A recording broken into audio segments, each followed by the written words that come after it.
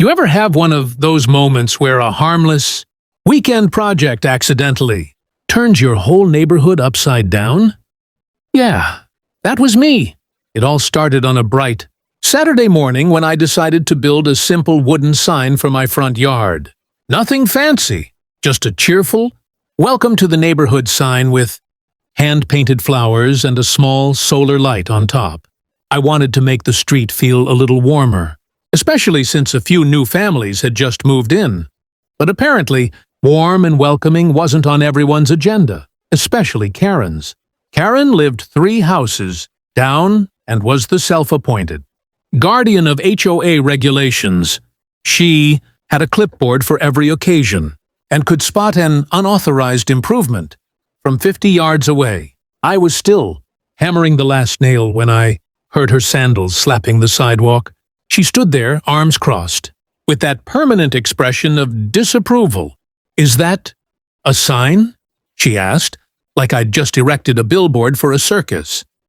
Yeah," I said, just trying to make things a bit friendlier. "Well, it's not approved by the HOA," she snapped.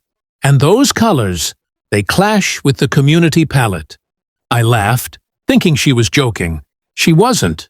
She took a picture on her phone, scribbled something on her clipboard, and stormed off. By evening, I got an official email from the HOA demanding I remove the unauthorized decorative signage within 48 hours. I was stunned. This was literally a hand-painted welcome sign. So I did what any rational, slightly petty neighbor would do. I decided to make the sign even bigger. I repainted it, added a few extra flowers, and, just for fun, wrote at the bottom, "Approved by the HOA's most dedicated inspector, Karen." The next morning, the neighborhood couldn't stop laughing. Even the mailman took pictures. Karen? She was fuming. She marched straight to the HOA office and filed a full complaint, claiming I was publicly mocking her and undermining community standards. But here's where it got wild. Her complaint somehow caught the attention of a local news reporter looking for neighborhood drama with personality. Within days, a news van pulled up in front of my house, with Karen's furious face plastered on their teaser screen, and that's when things really exploded. By the time the local news van parked in front of my house, the neighborhood had turned into an audience. People stood on their driveways, coffee mugs in hand, pretending to water lawns or check mail. Anything to get a better look. The reporter, a cheerful woman named Melissa, stepped out with a camera crew.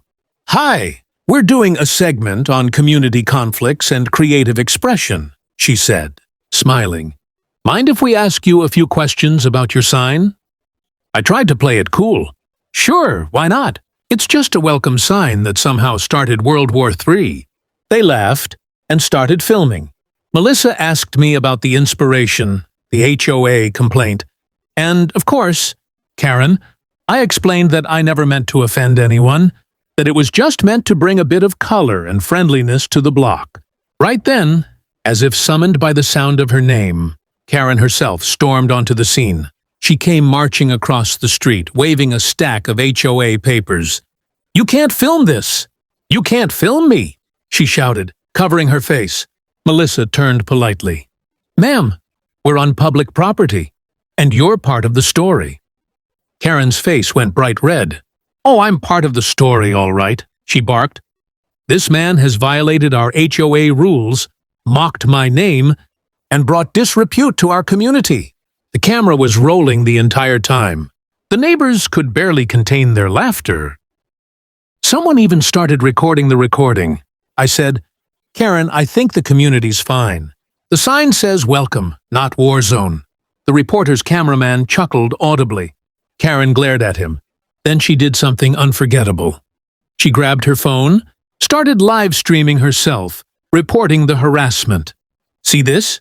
she said to her viewers. "This man refuses to follow HOA protocol and has the audacity to—" And right there, she tripped on the curb. The camera caught everything. The fall, the gasp, the flying clipboard. It was comedy gold. The next morning, the news station aired the segment. They titled it, "Neighborhood Feud Over DIY Art HOA member loses her cool on camera. Karen's fall and her shouting were replayed in slow motion. My sign gleamed proudly in the background, the words, "Approved by Karen," shining under the sunlight. Within hours, it went viral online. Karen had become the internet's newest meme, and she had no idea what was coming next. By the time I woke up the next morning, my phone was exploding with notifications. The clip had spread everywhere. Local Facebook groups, Reddit, TikTok, even Twitter.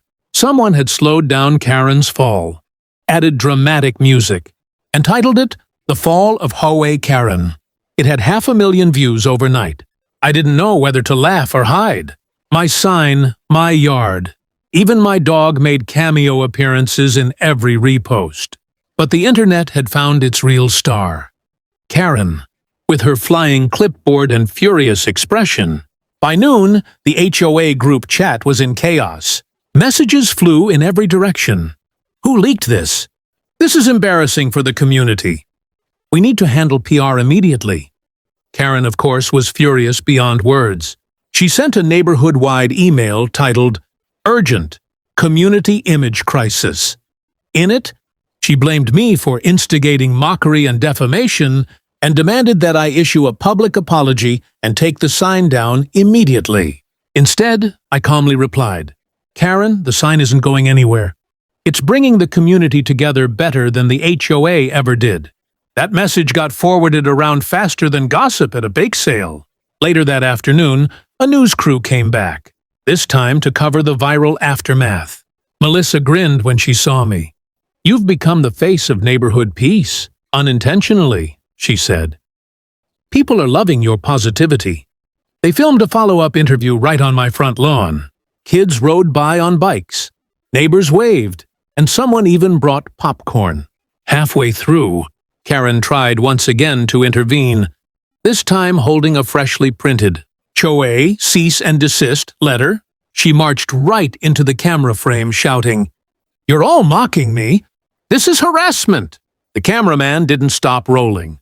Melissa, keeping her composure, asked her calmly, "Ma'am, would you like to share your side?" Karen's rant spiraled out of control. Accusations, rule citations, the works.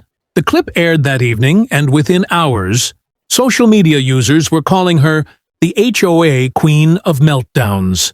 Even local businesses got involved. A coffee shop put up a sign saying, "Approved by Karen." At this point, Karen stopped showing her face around the neighborhood. But then, a letter arrived in my mailbox, hand-delivered and shaking slightly in pen strokes. "You think you've won, but this isn't over." I stared at it, half amused, half uneasy.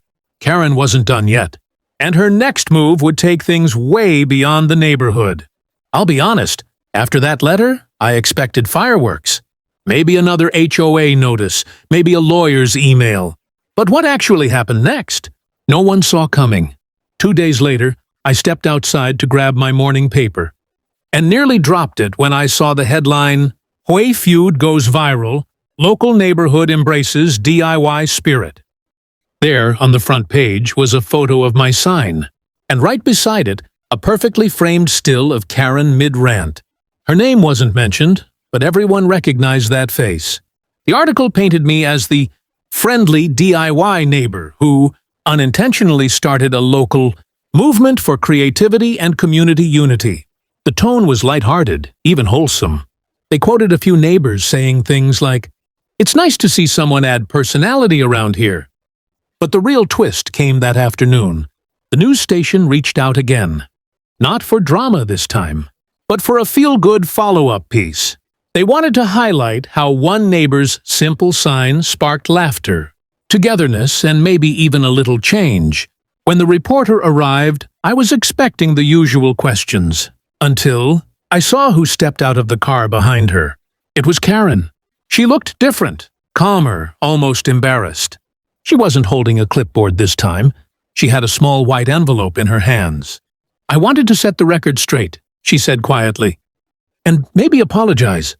The reporter looked surprised, but motioned for the cameras to roll.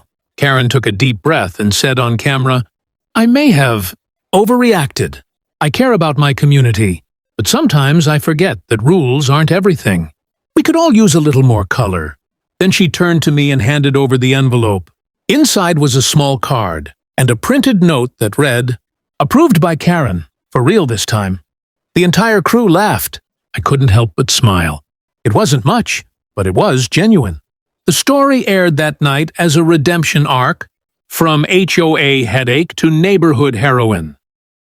The internet loved it. Comments flooded in, calling it the most satisfying ending ever. Karen even started a little community garden project afterward. The sign stayed right where it was, freshly repainted and newly famous. Sometimes, the wildest feuds end up building something better. Mine started with paint and wood, and ended with forgiveness and laughter. And every time I walk past that sign, I can't help but think, all it took was one DIY project, and one very determined Karen, to bring a neighborhood together. Enjoyed this wild neighborhood story? Hit that subscribe button for more real-life HOA and Karen dramas that'll keep you hooked. Drop a like if you think my DIY sign deserved the spotlight, and tell me in the comments, what would you have done if Karen showed up at your door?